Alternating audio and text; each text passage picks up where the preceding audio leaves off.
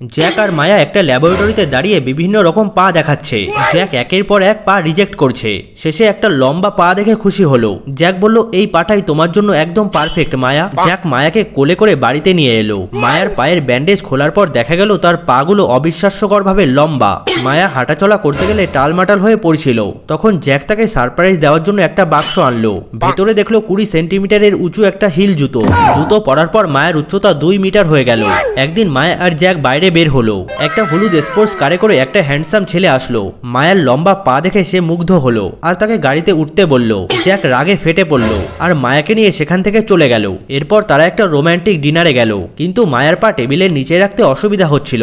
রেস্টুরেন্টের ওয়েটার মায়াকে দেখে এতটাই আবেগপ্রবণ হয়ে পড়ল যে সে হোঁচট খেয়ে মায়ার পায়ের কাছে এসে পড়ল।